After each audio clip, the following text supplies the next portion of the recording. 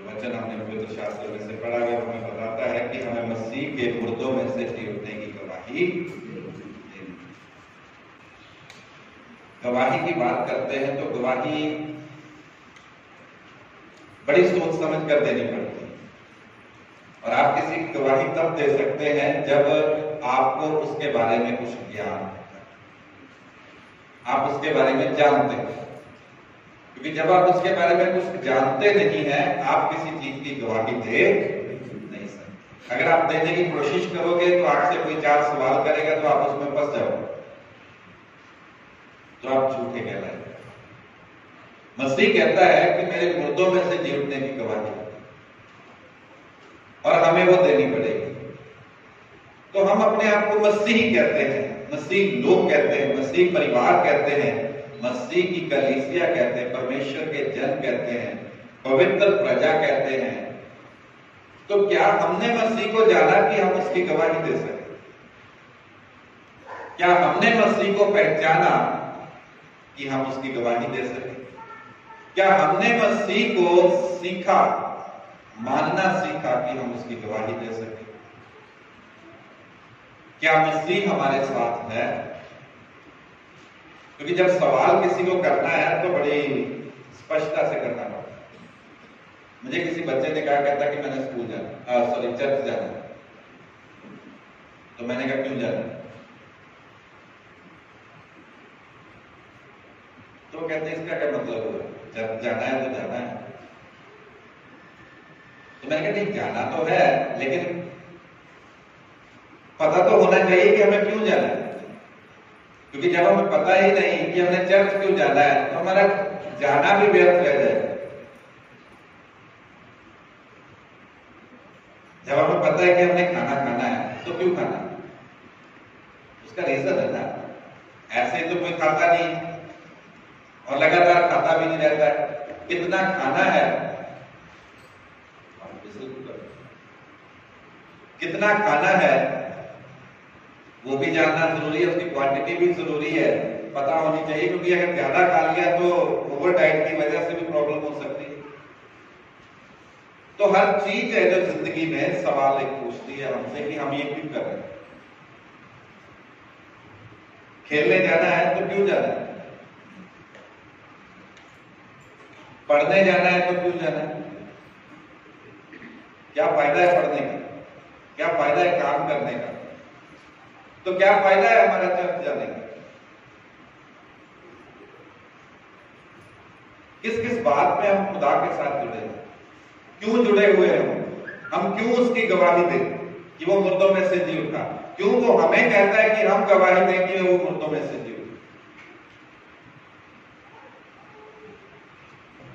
और जब तक हमारे सवालों के जवाब हमें नहीं मिलते या हम लेना नहीं चाहते, तब तक हमारी दुआएं, हमारी प्रार्थनाएं, हमारा वचन को पढ़ना सुनना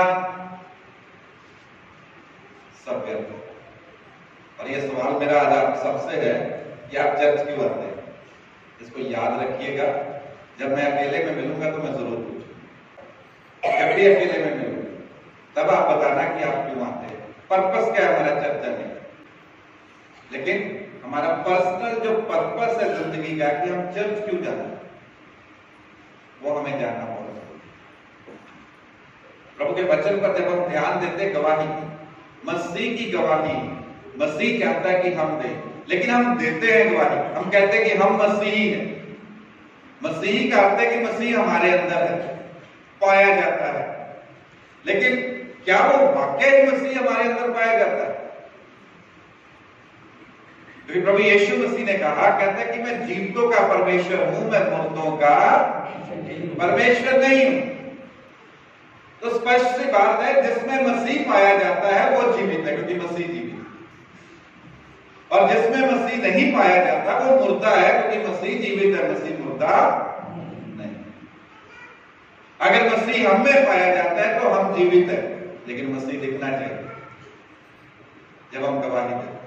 लेकिन अगर हम में मसीह नहीं पाया जाता तो हम जीवित नहीं है, मुर्दों की गिनती में हम मुर्दों की गिनती। परमेश्वर के वचन को ध्यान से पढ़े तो वो क्या कहता है? कहता है उसको 11 चेले और कुछ लोग मिले, एक बड़ी भीड़ थी वहां पर पहाड़ पर, जब उसको आखिर में मिले तो वहां भीड़ में उसने सबको मिला, सबने उसको प्रणाम किया, कुछ ने उस पर विश्वास किया लेकिन कुछ ने नहीं। तो गए क्या लेने? अगर उस पर विश्वास नहीं था कि वो मुर्दों में से जी उठा है तो पहाड़ी पर देखने क्या गए थे, किसको मिलने गए थे? लेकिन अगर उन्होंने देख लिया था कि मसीह है सामने खड़ा हमसे बातें कर रहा है, तो फिर विश्वास क्यों नहीं? शंकाएं क्यों? हमारी जो जिंदगी खुदा में है, जब हमें पता है कि मसीह जीवित है और हमारा मसीह जीवित है, हमारे लिए जीवित है, तो हम कैसे साबित करते हैं कि वो जीवित है? क्या वो हमारे अंदर दिखता है? अगर दिखता है तो कहां दिखता है? क्योंकि प्रभु का वचन यहाँ पर साफ बताता है, कहता यीशु ने उनके पास आकर कहा, स्वर्ग और पृथ्वी का सारा अधिकार मुझे दिया गया। स्वर्ग और पृथ्वी का सारा अधिकार किसे दिया गया है? प्रभु यीशु मसीह। हम कहते हैं कि मैं कुछ भी करूं, मुझे किसी से लेना देना, मैं इनको जवाब क्यों दूं, ये मुझे क्यों जवाब दे, मैं इनसे क्यों पूछूं? प्रभु कहता है कि अधिकार किसके पास है? प्रभु के पास। उसने हमें जिम्मेदारियां दी हैं, तो जवाब तो देना ही, जवाब तो देना पड़ेगा। प्रभु चाहता है कि हम जवाब, और जवाब देने के लिए उसको जानना होगा। प्रभु का वचन यहाँ पर साफ कहता है, कहता स्वर्ग और पृथ्वी का सारा अधिकार मुझे दिया गया है, इसलिए तुम जाओ सब जातियों के लोगों को चेला। किसको भेजा खुदा? प्रभु यीशु मसीह ने किसको भेजा? हम सबको भेजा। सिर्फ चेलों को नहीं भेजा, उनको भेजा जो वहां पर भीड़ थी, सबको कहा, जिन्होंने विश्वास किया, शंकाएं थी, सबको कहा, कहता तुम जाओ और सब जातियों के लोगों को चेला बनाओ। हम कहते हैं हम चेला बनाते हैं। मैं किसी से मिला, कहते पादी साहब आपको पता है किसका चेला है? ये मेरा चेला है। मैंने कहा बहुत अच्छा है। एक और मिला, वो कहता है कि ये मेरा चेला है। हम किसके चेले बनाते हैं? हम अपने चेले बनाते हैं। इसलिए तो वो आपसे जुड़े, उनको बंदगी से कोई मतलब नहीं, प्रार्थना से कोई मतलब नहीं। वो आप ही की बात सुनेंगे और आप ही के चेले रहेंगे। हम भी कुएं में गिरेंगे और उनको भी लेकर गिरेंगे। ना हम आएंगे और ना वो आएंगे, क्योंकि वो चेले किसके हैं? वो हमारे ही हैं। और जो इंसान उनको करने के लिए कहेगा वही वो करेंगे, उनको दूसरे इंसान से कोई मतलब नहीं, उनको खुदा से मतलब नहीं। उनको पता है जब जाना है, बंदगी करनी है, बस अपना काम पूरा करना है, खाना खाना है, वापस आना। प्रभु यीशु मसीह क्या कहता है? कहता है उनको किसके चेले बनाना है? उसके चेले बनाना। हम इंसान को गुरु चेले का रिश्ता अच्छा है, लेकिन चेला वो किसका होना चाहिए? प्रभु यीशु मसीह का। जब तक हम इंसान को प्रभु यीशु मसीह का चेला नहीं बनाएंगे, तब तक वो हमारे साथ जुड़ा है। लेकिन जिस दिन उस मसीह का चेला बनेगा, फिर वो गलत और सही की पहचान करते हुए वो करेगा जो मसीह उसे कहे, जो परमेश्वर का वचन उसे कहेगा वो करेगा। इसलिए प्रभु यीशु मसीह कहते हैं उनको क्या करना है? सब जातियों को क्या करना है? चेले बनाना, और उन्हें बाप, बेटा और पवित्र आत्मा के नाम से बपतिस्मा। प्रभु यीशु मसीह ने क्या कहा थे लोगों, अपने लोगों को क्या कहा? उन्हें कौन सा बपतिस्मा देना है?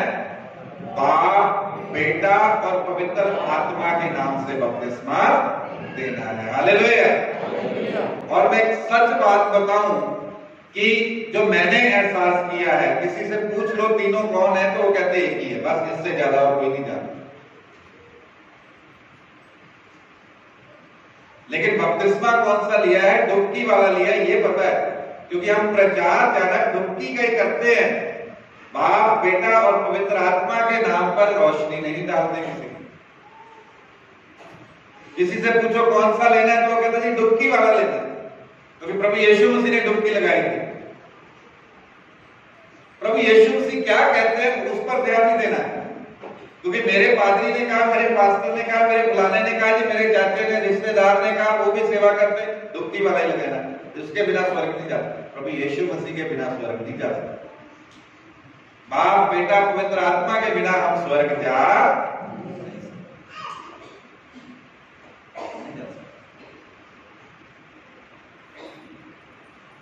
जब वही हमारे साथ नहीं है तो बपतिस्मा नहीं अकेला बचाएगा, डुबकी नहीं बचाएगी।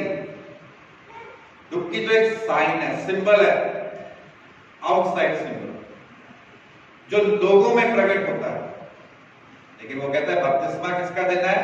बाप, बेटा और पवित्र आत्मा के नाम से बपतिस्मा देना। डुबकी वो सिंबल है कि हमने अपनी पुरानी जिंदगी पानी में, जैसे मसीह मुर्दों में चला गया और फिर जीवित हो गया, तो वैसे हमने अपनी पुरानी जिंदगी नीचे त्याग कर अब जब हम पानी से बाहर निकले तो एक नई जिंदगी मसीह की दी हुई जिंदगी के साथ निकले, और वो जिंदगी मसीह की, वो एक सिंबल है। हमने उसी को बपतिस्मा बना लिया।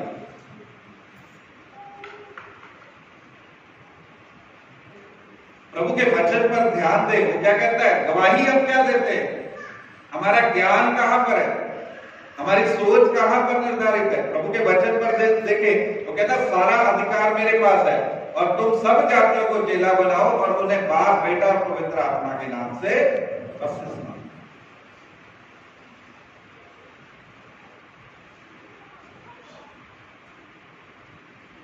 और उन्हें सब बातें जो मैंने तुम्हें आज्ञा दी है मानना से। हालेलुया। कितनी कहता सिखाने के लिए? सब बातें, एक दो नहीं, सब बातें। और क्या करनी है? सिखानी है, मानना सिखानी है, सिर्फ सिखानी नहीं है। आपको साइकिल चलाना आता है लेकिन आप नहीं चलाते तो उसमें किसी की गलती।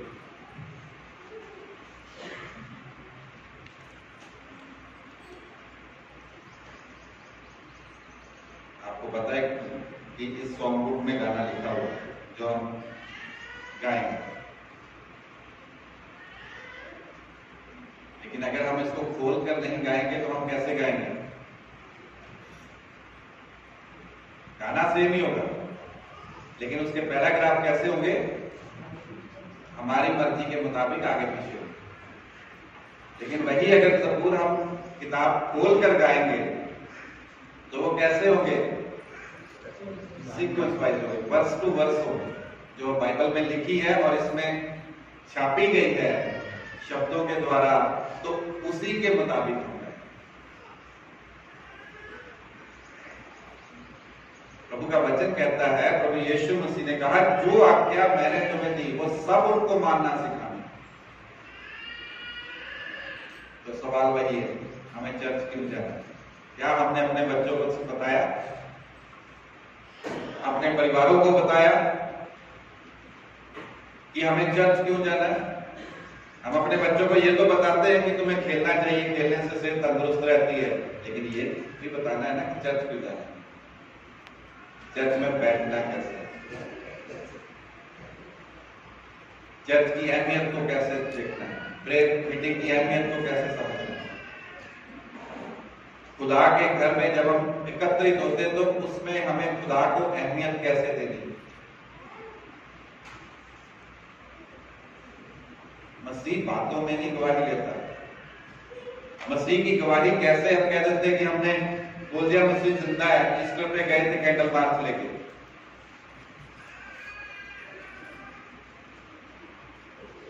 प्रेयर हुई सभी चर्चेस में, लोगों ने बड़े धूमधाम से की और हर साल ईस्टर का इंतजार करते हैं। कई तो कब्रों पे भी जाते हैं, कैंडल जला के आते हैं ईस्टर पे। किस लिए मुझे नहीं पता, वो नहीं पता होगा। लेकिन मेरे कहने का मतलब है कि हम क्या गवाही देते हैं, और कोई भी गवाही कहां से शुरू होती है? घर से शुरू होती है। कोई भी काम कहां से शुरू होता है? घर से शुरू होती है। शिक्षा कहां से शुरू होती है? घर से शुरू होती है। हमारे बच्चे स्कूल क्यों जाते हैं? उनका स्कूल जाना क्यों जरूरी है? हमने उनको बताया? कि नहीं बताया? हालेलुया। बताया कि नहीं बताया? काम करना क्यों जरूरी है, हमने उन्हें बताया कि नहीं बताया? फिर चर्च जाना क्यों जरूरी है, हमने उन्हें क्यों नहीं बताया? अगर बताया है तो उन्होंने सीखा क्यों नहीं? या हमने सिखाया नहीं, या हमने उन पे छोड़ दिया कि वो कहते कि हमने नहीं जाना, हमें काम है, हमें खेलने जाना है, हमें ये करने जाना है, वो करने जाना, हमने कहा कोई बात नहीं जाना। कि जब हमने खुदा को समय दिया, हमें उस समय पर वहां पे होना चाहिए। हमने ये अपने बच्चों को सिखाया कि नहीं सिखाया? क्योंकि वो तो कहता सब बातों को मानना सिखाना है, और अगर हमने खुद ही सीखा नहीं है तो हम कैसे सिखाएंगे? आज भी बहुत बार जब प्रेयर घरों पे होती है तो कई बार किसी का फोन आता है, भाई साहब आप ऐसा करना, हम कितने बजे प्रेयर शुरू कर सकते हैं? टाइम बता दो। हम 12 बजे कर दे, या शाम को 6 बजे कर ले, 5 बजे कर लो। तो आप ऐसा कीजिए कि आप 4 बजे आ जाइए। प्रेयर हम 6 बजे शुरू करेंगे, लोगों को टाइम हम कितने बजे का देंगे? 5 बजे का देंगे। आप 4 बजे आ जाओ, लोगों को 5 बजे का टाइम देंगे, आपको 6 बजे का प्रेयर का टाइम। लेकिन अगर 6 बजे का टाइम दिया भी है तो भी फैमिली प्रेयर में 6 बजे नहीं बैठेगी। वो घर के सारे काम कर रहे होते हैं, लेकिन प्रेयर में सिर्फ 1 या 2 दिन।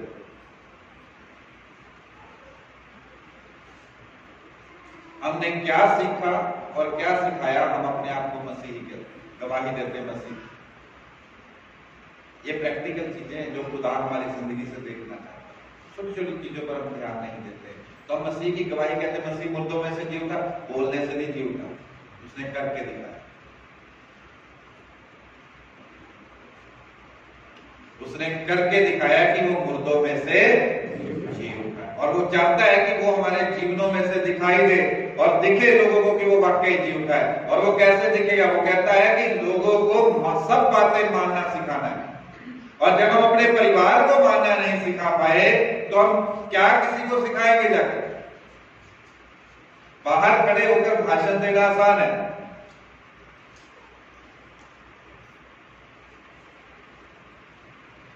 लेकिन हमारे ही बच्चे, हमारे ही अजीज, हमारा ही परिवार खुदा से दूर है। वो खुद ही खुदा की हजूरी से दूर है, खुदा की बरकतों से दूर है, उनकी फिक्र नहीं है, दुनिया को बचाने निकल पड़ते हैं। कहते हैं चैरिटी बिगिंस फ्रॉम होम। और प्रभु का वचन भी ये बताता है, कहता है कि तुमने सारे जहान को प्रचार किया, अगर खुद ही जान नहीं बचा पाया तो उसका क्या फायदा?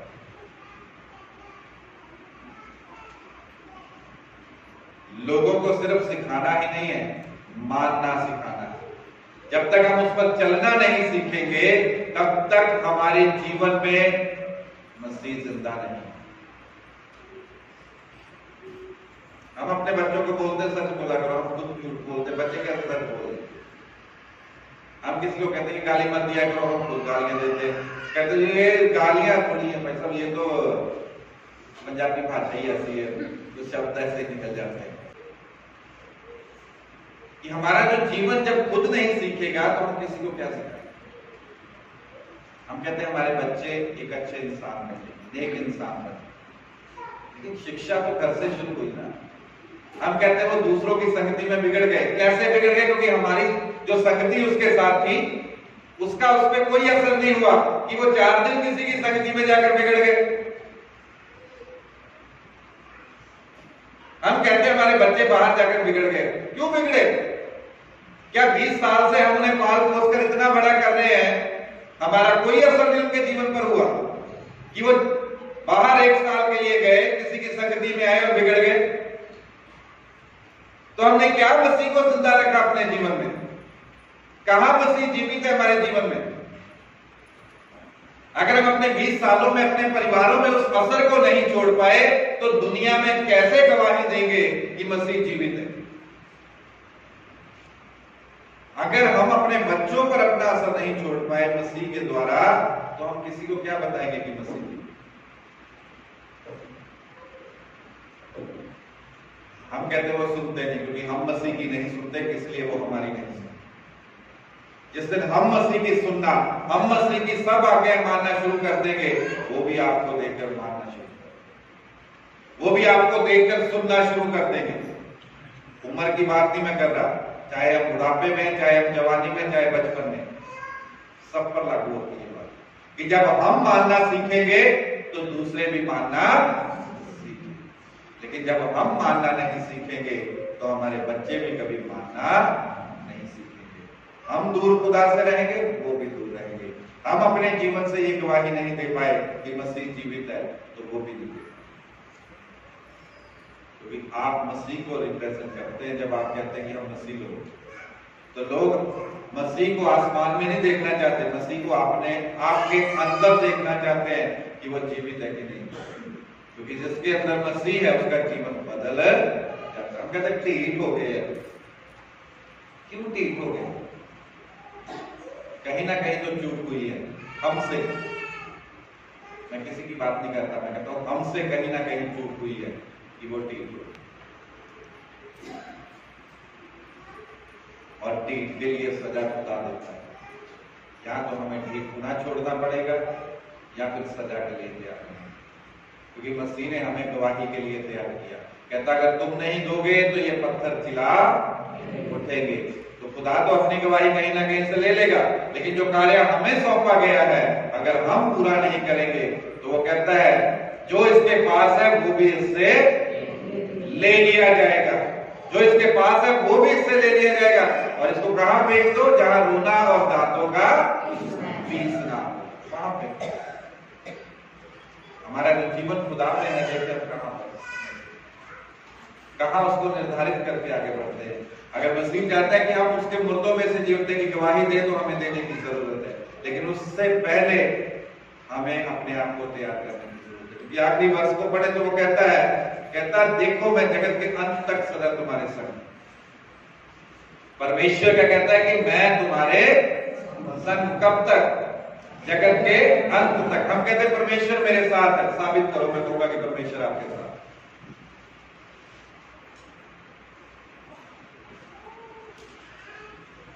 जब तक हम साबित नहीं कर सकते कि परमेश्वर मेरे साथ है, परमेश्वर आपके साथ नहीं, आप गलतफहमी में नहीं।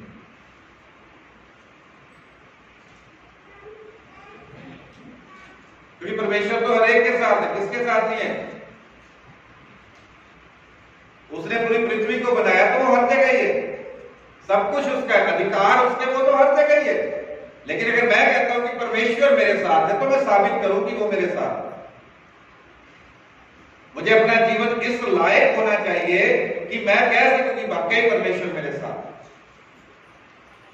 चाहे मैं दुख में, चाहे मैं खुशी में, चाहे मैं कमी में, चाहे मैं बीमारी में, चाहे मैं चंगाई में हूं, मेरा परमेश्वर मेरे साथ है। वो दिखना चाहिए, क्योंकि वो कहता है कि मैं तेरे संग रहूंगा, दुनिया के अंत तक तेरे संग रहूंगा। हमारे अंदर मसीह दिखता है, जब दिखेगा तभी उसकी गवाही है। अपने आप को तैयार करें, उस गवाही के योग्य बनाएं कि मसीह की गवाही हो, मसीह की महिमा हो, मसीह के नाम में धन्यवाद आए, मसीह का जलाल साबित, तभी जाकर साबित होगा कि मसीह जीवित है। और आपके अंदर जीवित है, लोगों को दिखेगा, और लोगों को आपको बताने की जरूरत नहीं पड़ेगी। लोग आपको देख के कहेंगे कि मसीह जिंदा है, और उनकी जिंदगियां मसीह के साथ जुड़ी जाएंगी। और प्रभु आपको और आपके परिवारों को बरकतों से भरता है। प्रभु आप सबको बहुत आशीष